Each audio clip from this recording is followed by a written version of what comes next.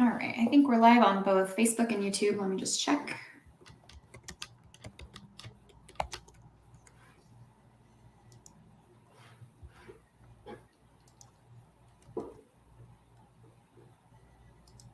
Yep, we're all set. All right. Some people joining us. All right, I'll start off with my housekeeping and announcements. Good afternoon, everybody. Usually we do this a little bit earlier. Good afternoon, and welcome to another City Updates live broadcast. I'm Jamie Chavez, your host from the Westminster Chamber of Commerce, and we're thrilled to have you with us today. As always, we're here to bring you the latest insights straight from City Hall, featuring conversations with our councilors, our mayor and our mayor pro tem, and other city leaders. It is your backstage pass to what's happening in Westminster. If this is your first time joining us, special welcome to you. Thank you for being here. You can like our Facebook page and receive notifications for when we go live in the future. Or if you're on YouTube, you can hit subscribe and watch all of our previous broadcasts there as well.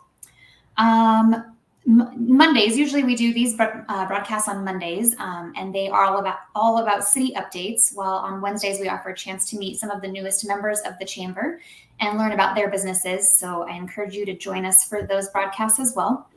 And we also reserve the last Friday of the month for Jeffco Commissioner Tracy Kraft-Tharp. So stay tuned to the last Friday of the month for broader county matters. As you watch the broadcast, be sure to drop any comments, questions, or simply say hello in the comment section, and we will get to them during the interview. And now, finally, a warm welcome to Councilor Dave DeMott, and especially warm welcome because today is your birthday. That is a fact. So happy birthday. Thanks for joining us on your birthday. Yeah, thank you. I appreciate the opportunity. I don't have a ton to share, but I want to share at least some of the events going into the summer. There's a lot going on. A couple of things I would mention as far as like council updates. So last night we had a handful of updates, one being some of the bills that came out of this last legislative session, and the state is trying to dictate a lot of different things, in terms of development and some of our big concerns. It seemed pretty universally from council as, some of these column requirements or recommendations or however you want to look at them from the state are really wanting us to build something like 90,000 new units. And if you think about the how many that is a ton more units than we're planning on being able to acquire by build out. And some of the things that I would mention is, our infrastructure can't handle that. We don't have water for that. They talk about going out to just buy water. If you've lived in Colorado for any amount of time, that's not just something we could, go around the corner and get more water. That's just not a reality. So I anticipate not just for Westminster, but other municipalities we're hearing from, that there's going to be some challenges to what they're asking.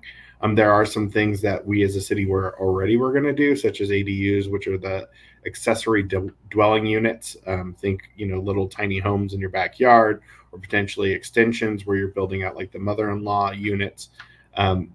Those are something that we as a council had already asked to look at. And so those are things that we're already looking at. So some of those requirements we don't have a problem with because we're already doing it. One of the things that I think is the most interesting that we talked about with what is being dictated is there's no requirement for affordable. I am a big proponent that affordability is going to come from us having good stock across the board. And that's not just the subsidized units, it's also the missing middle, which we as a city are starting to add a lot of that, which is, encouraging. If you think of like the Uplands development, there was a development that came a little infill last night that was a conceptual plan. So it's not even an actual official application yet, but it's a duplex homes. Those are the kind of things that are going to help the market because it gives people the ability to enter the market and purchase. So I just think that that's interesting when the whole idea between what they were pushing was affordability, and they didn't even have like a requirement component of that. So good conversation last night. If folks want to go listen to the conversation and the concerns that council members have, I know the mayor shared in some of her mayor meetings that in some of the other municipalities, they've already said, they plan on taking it to court if they have to, because they're like us. You only can build to what you can build to. You only have the water that you have.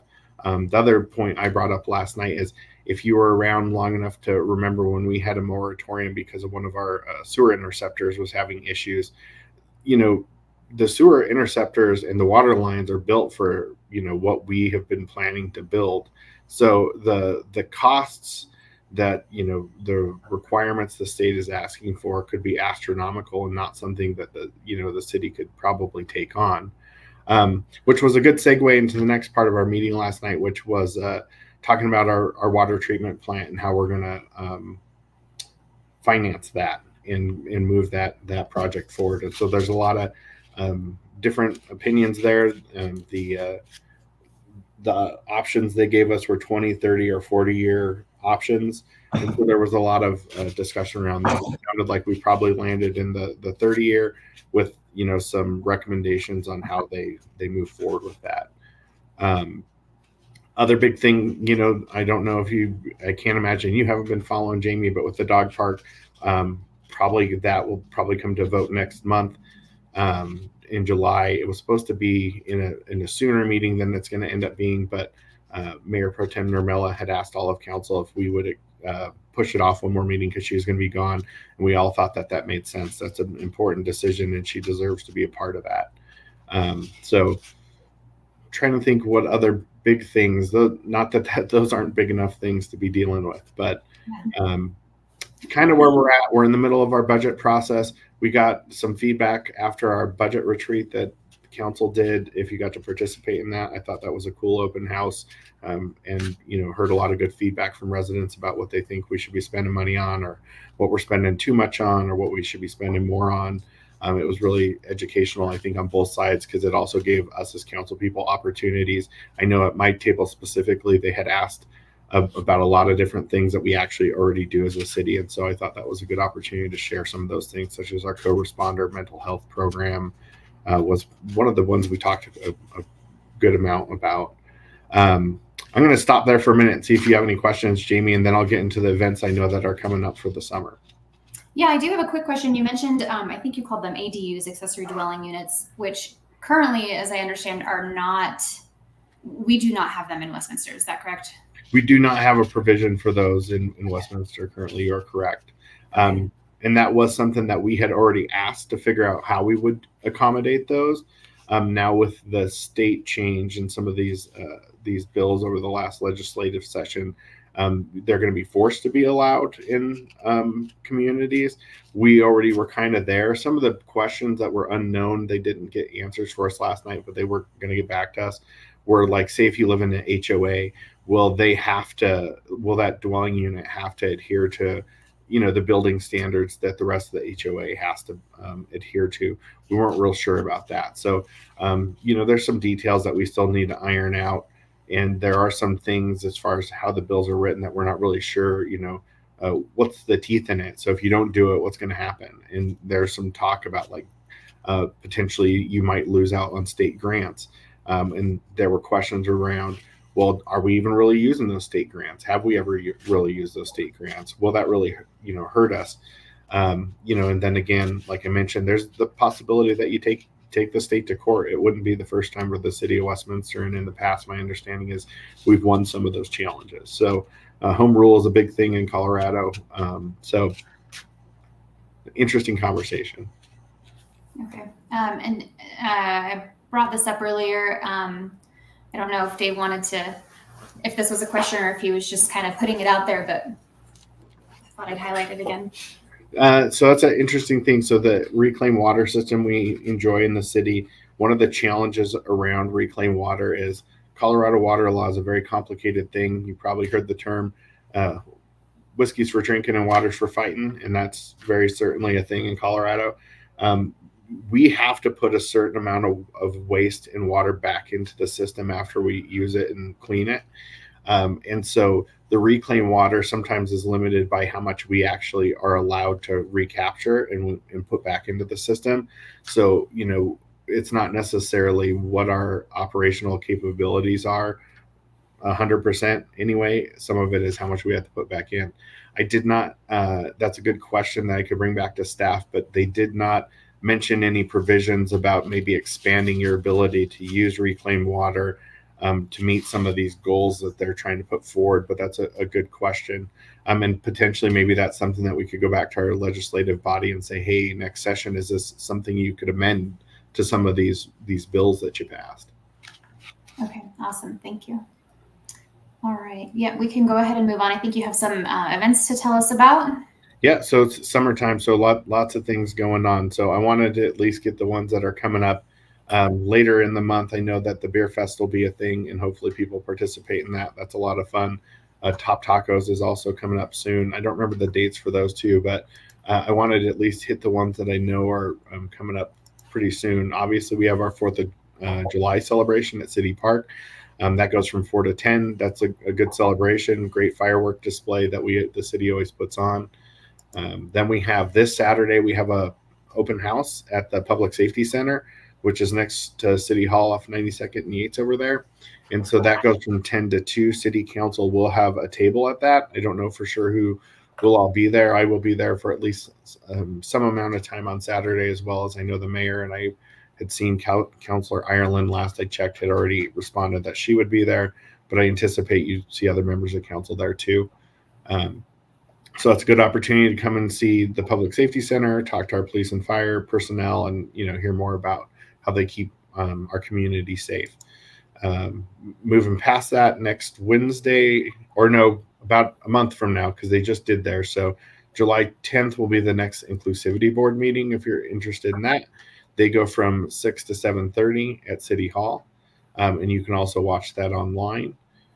Then in July, their next movie in the park will be July 12th, and I'm trying to add, that's going to be at Amherst Park. And I just got to participate in this once a month. The city does tree limb disposal, so that's a great thing for residents to be able to do. So the next one will be on July 13th. They're out there off 100th and Alkire. And you have to drive up and they show your ID, then show you're a resident, but that's a good opportunity to get rid of that yard waste that you have. I know we've had a interestingly windy season, so I don't know about other folks, but I certainly have had a lot of limbs that I've had to dispose of. So good opportunity. And then the last thing I wanted to mention that's about a month out is on Saturday, July 13th. And this is at Wolf Run Park over off of about 73rd-ish in Sheridan, but we do our vintage baseball. So we do that in partnership with the Historical Society. And so you can go out and see the Westminster Lightning Bolts versus the Star Baseball Club. And they play by the 1870 rules. So it's very interesting. Get people acting out there and playing out women's suffrage and things like that. So it's a lot of fun if you have not got to attend that. I try to make that every year. And so I wanted to share the opportunity with folks. Yeah, I haven't been to that. That does sound interesting. Lot of fun. Mayor loves that event. So you'll definitely see her out there. Awesome. Well, what advice do you have for residents who maybe want to get more involved or be able to reach out more to the councilors and other leaders in the city? So a couple things. You coming to meetings, I think, is really important. I think one of the silver linings of COVID is now we have our meetings online. So I know a lot more people listen, and you can see all those broadcasts if you go to cityofwestminster.us website. And that's one opportunity, or to show up to the meetings. The public meetings that we have, they always have the opportunity for you to come and actually have public comment time. And so like last night was a study session. So next week will be an actual council meeting. So basically the second and fourth Mondays are council meetings, and you can get up to 5 minutes to let us know what you're thinking. I would also say if you go to the city website, you can get any of our contact information. I will actually, if you want, I'll share my contact information. So if people want to reach out to me, always happy to have a phone call or schedule a coffee with folks. So let me paste that and you can share it with your folks. As well as the rest of the counselors on the city website have their information listed, so you can reach out that way. And then the last thing I'd say, some of us have our own events. So this Thursday at Kokopelli from 6:30 to 8 o'clock, I have my Policy and Pilsner. I've been hosting that event since before I was elected. It used to be called Politics and Pilsner, and I was explained by one of your members that I should change it to policy once I was actually a policymaker, and I thought that made a lot of sense. So, but we do that once a month. This year we're doing the third Thursday. Sometimes, depending on the year, we switch what day of the month. But so it's third Thursday of the month, 6:30 to 8 o'clock. Kokopelli Beer Company. Great opportunity to come out and hang out with me, other community members. Typically, the mayor usually comes by. So if you want to come out and have a pint and some food and support a local business, we'll be there this Thursday.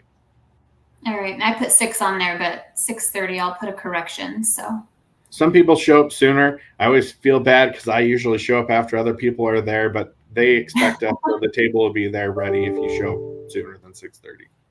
Yeah. Well, I have a non-council question for you, or something maybe that I'm just interested in hearing about. Oh, we've got a comment from Dave too, so let me highlight that. Everyone should go to Policy and Pilsner. It's a great event. So, yeah.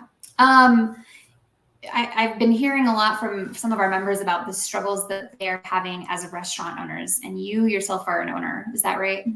Well, I actually help, so I have a couple jobs. One, I'm an IT leader, but I also help manage my family's restaurant. So my family has owned Pietro's Pizza for many years. This year was our 60th year. And so it's actually my cousin Joe's restaurant, and I just help manage there. But I certainly understand the challenges that we see in restaurants between, just the cost of food, cost of employment, and just the general up and down of the economy. The economy's been rough, and so not only do our costs go up, but not everybody can always afford to go out and eat. So it certainly is a challenging time for the restaurant industry. And you mix in regulation, for example, styrofoam containers is a thing that we had to get away with, or there's the bag rules that we have to adhere to, and so there's just a lot to folks that manage restaurants. And my cousin has been doing this for many, many years since he took it over from his dad, my uncle. And so a lot of challenges in that realm. And I know we've seen some restaurants that haven't survived here locally, and that's always unfortunate. Yeah, one thing I've been hearing a lot about is the cost of like the fees for the food delivery services, and how high those fees are. So I've been on a mission to encourage people to, if they don't want to go into the restaurant, to order it and go pick it up. Yeah, it certainly it does change it. There's a portion that goes to those organizations that do the food delivery, and I think some of the other challenges I'd say I've seen, you just as a consumer and working at restaurants, is they don't always take the same care. I mean, they're going from restaurant to restaurant. Some of them do, some of them don't. That's just kind of the luck of the draw. As a somebody who like my cousin who owns a restaurant, he gets to choose though who works at his restaurant and making sure that they take care of his customers. When DoorDash or Grubhub show up, you don't always necessarily get to decide what the driver's going to be like. If they have, I've seen a lot of complaints and seen this myself where they have like their pets in the car. Love my pets, but it's food and stuff. So a lot of challenges around that, aside from the cost too, and what it might do or negatively impact your business. Yeah, definitely. Well, seeing as that it is your birthday, do you have any plans in Westminster at any of your favorite businesses? So actually today is a long Monday, and Tuesdays are long days for me because I work at my day job as an IT leader. And then on Monday I go to council, and then on Tuesdays it's my night to run the restaurant. So I actually leave here and I go straight to the restaurant, but I'm sure tomorrow my wife will take me out to lunch or something, and we'll go do something fun. And over the weekend we went and we frequent 5280 quite a bit. They have a great old fashioned if you're into that sort of thing. We're known there as the old fashioned people. I don't know if that's a good thing or not. But we go in and they're like, 2 old fashions, like, of course. But so a lot of great places for you to visit. Also you'll notice if you go sit down with counselors, we all have our place we like to hang out. Like I do a lot of lunches at G's Taco Bar off 100th, or if I do coffee, I try to do Zoe's or one of the local Starbucks and try to kind of spread it around. So yeah, that's awesome. Well, unless anyone's got some questions, nothing's popping up, I will give you back 10 minutes of your day since it's your birthday. I appreciate it. Thank you for the Yeah. opportunity. I always enjoy catching up with your members. Yeah, thank you so much, everyone. Thanks for joining us, and have a good rest of your week. Have a good week, everybody.